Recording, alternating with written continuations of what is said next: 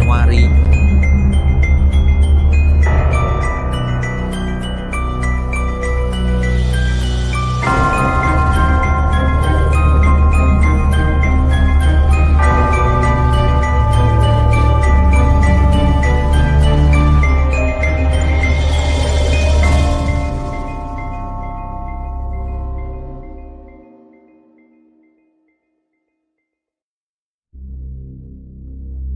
Bagian 1. Kutukan sesuai keinginan Soichi.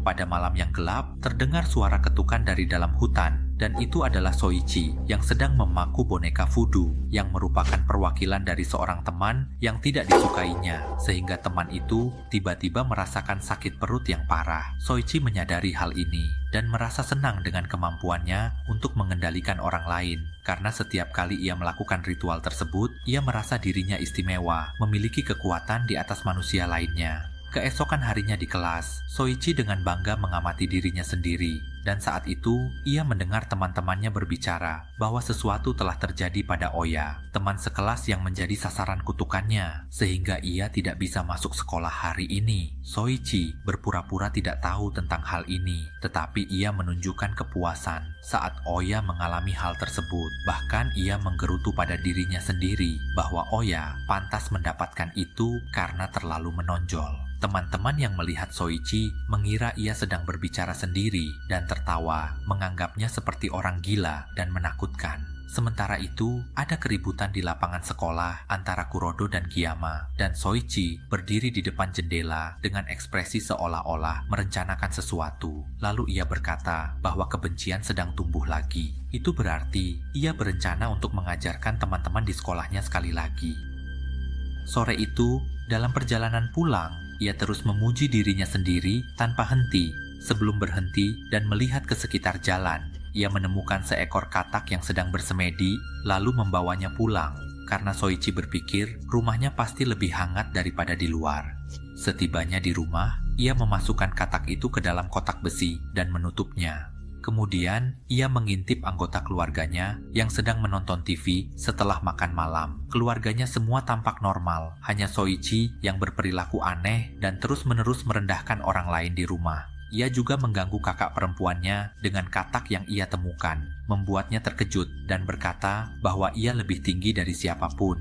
Kakak laki-lakinya yang mendengar itu tertawa karena merasa kasihan pada adik laki-lakinya yang konyol. Soichi yang sering dipermalukan oleh kakaknya berpikir untuk membalasnya. Tetapi sebelumnya, ia memiliki rencana besar. Ia berencana untuk mengutuk Kurodo yang terlibat masalah dengan Giyama di siang hari itu, dengan memilih untuk menggunakan kutukan meditasi dengan mengubur boneka perwakilan di hutan, dan mengatakan bahwa ia akan menggali kembali di musim semi berikutnya. Akibatnya, keesokan harinya di sekolah, Kurodo, anak laki-laki yang berkelahi dengan Giyama kemarin, menjadi bahan pembicaraan di sekolah karena sesuatu yang buruk terjadi padanya, dan ia menghilang tanpa jejak. Sebagian besar teman-temannya menyalahkan Giyama yang merupakan lawan, tetapi ia mengaku tidak tahu apa-apa tentang hal itu. Padahal sebenarnya itu adalah hasil dari perintah Soichi, yang kini mulai mengajarkan orang lain seolah-olah dirinya adalah hakim. Gambar beralih ke hutan pinus di samping sekolah, di mana pemilik tanah, Tua Kai, sedang berjalan-jalan menikmati hutan miliknya. Ia menemukan boneka voodoo yang dipaku ke pohon yang ia jaga, serta satu boneka lain yang terkubur di dekatnya. Hal ini membuatnya sangat marah, karena merasa ada yang menginvasi wilayah hutan miliknya dan merusak pohon-pohonnya. Tua Kai mengeluh bahwa akhir-akhir ini ia sering menemukan benda-benda seperti ini dan harus membongkar boneka-boneka tersebut. Namun, sebelum ia meninggalkan hutan, ia melihat sesuatu yang tampak seperti kepala seseorang di tanah. Awalnya, ia mengira itu adalah kepala boneka lain, tetapi saat ia mendekat, ternyata itu adalah kepala Kurodo, anak laki-laki yang hilang. Keesokan harinya, teman-teman di sekolah mulai membicarakan bahwa mereka menemukan Kurodo yang hilang, terkubur di hutan di samping sekolah, dan ia masih hidup, hanya tertidur. Di sudut lain di kelas, Soichi yang sedang mengintip mulai berpikir. Soichi berpikir bahwa rencananya pasti akan berhasil, dan untungnya Kurodo tidak ingat apa-apa, sehingga ia selamat. Namun, alih-alih menyadari dan takut akan konsekuensi jika ia tertangkap, Soichi malah merencanakan sesuatu yang baru. ia membayangkan bahwa ketiga temannya, yaitu Kawai, Izaka, dan Kankuro, pasti akan saling mengkhianati. Sementara Soichi berpikir, Izaka, anak berkacamata dalam kelompok, meminta izin untuk pergi ke toilet. Soichi memanfaatkan kesempatan ini untuk mendekati Izaka dan berkata bahwa ia pasti merasa tidak nyaman dan mungkin ingin membunuh Kawai. Ia menawarkan untuk mengutuk Kawai. Meskipun Izaka tidak mengatakan apa-apa dan hanya bingung dengan apa yang dikatakan Soichi. Karena sebenarnya Izaka dan Kawai tidak saling membenci seperti yang dibayangkan Soichi. Pada malam itu, Izaka menceritakan hal ini kepada Kawai. Saat mereka berjalan pulang, tetapi Kawai menganggapnya sebagai lelucon dan mengatakan itu terdengar menyenangkan. Saat itu, mereka kebetulan bertemu dengan Pak Chow yang sedang memasang perangkap untuk berburu di kawasan hutan miliknya agar tidak ada yang mengganggu lagi. Sementara itu, Soichi meminta pinjaman senter dari salah satu temannya karena tiba-tiba ia ingin menjelajahi loteng. Apa yang Soichi temukan adalah seekor laba-laba besar yang sudah mati dan ia membawanya untuk menakut-nakuti kakak perempuannya. Namun, kakak laki-lakinya tidak takut pada laba-laba dan malah melemparkan laba-laba itu ke arah Soichi, membuatnya terkejut dan berteriak, sehingga Soichi merasa malu dan berlari ke dalam kamar, berpikir untuk mengutuk kakaknya dengan kutukan laba-laba. Pada pelajaran keesokan harinya, Soichi mulai rencananya dengan membawa buah sebagai perwakilan Kawai dan menulis mantra untuk membuatnya sakit perut. Ketika Kawai meminta izin kepada guru untuk pergi ke toilet, Soichi mengikuti dan mengunci pintu toilet. Ia mulai melakukan kutukan laba-laba sesuai rencananya, yang membuat Kawai yang terjebak di dalam toilet menghadapi laba-laba raksasa yang muncul di depannya, sehingga ia berteriak kaget dan laba-laba itu menyemprotkan jaring ke seluruh tubuhnya.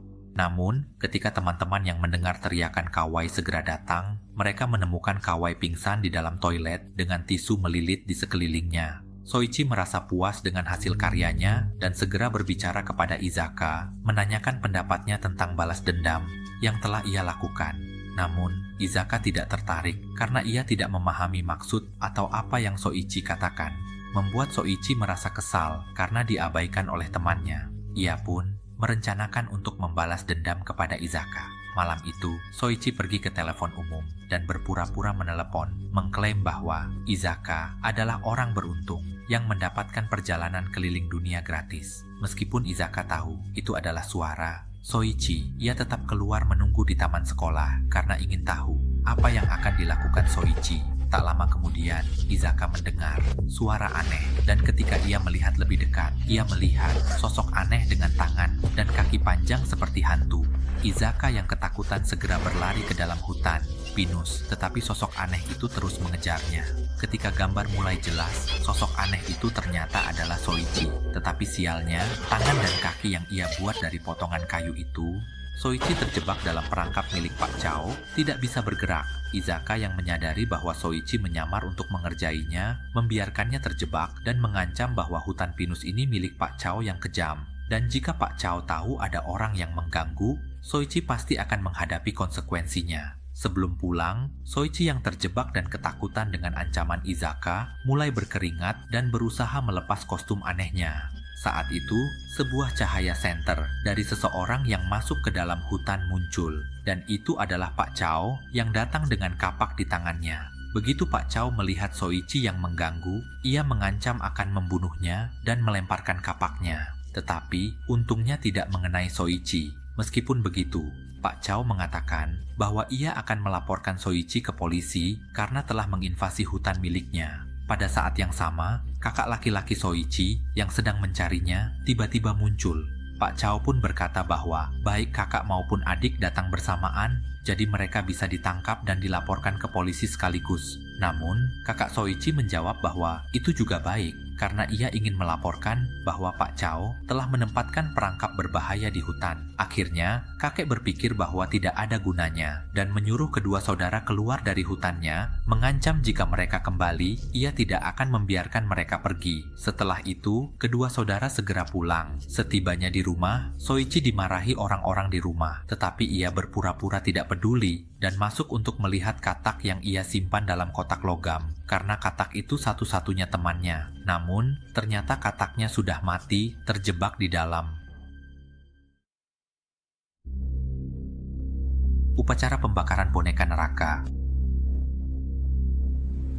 Di suatu tempat, hujan deras seolah-olah ada badai di sebuah mansion di tengah hutan. Seorang pria berdiri di tepi jendela dengan ketakutan, mengatakan bahwa hal yang paling ditakutkannya sedang terjadi. Di sampingnya, terdengar suara seorang gadis kecil yang menghibur ayahnya, menanyakan apakah ayah baik-baik saja, mengapa wajahnya terlihat menakutkan. Namun, suara itu berasal dari boneka yang mirip Annabelle, yang berbicara kepadanya sebagai putrinya yang bernama Maria. Ia berpikir bahwa akhirnya putrinya terjangkit penyakit boneka. Di dunia yang aneh dan misterius ini, ada hal-hal aneh dan luar biasa, seperti kejadian ini, di mana satu-satunya putri mereka terjangkit penyakit boneka, hingga benar-benar menjadi boneka. Sang ibu yang melihat itu berteriak dan menangis sedih karena ia tidak bisa berbuat apa-apa, hanya bisa memeluk tubuh putrinya yang telah mati dan berubah menjadi boneka. Sementara itu, sang ayah mengatakan bahwa biasanya keluarga lain yang memiliki anak yang terjangkit penyakit ini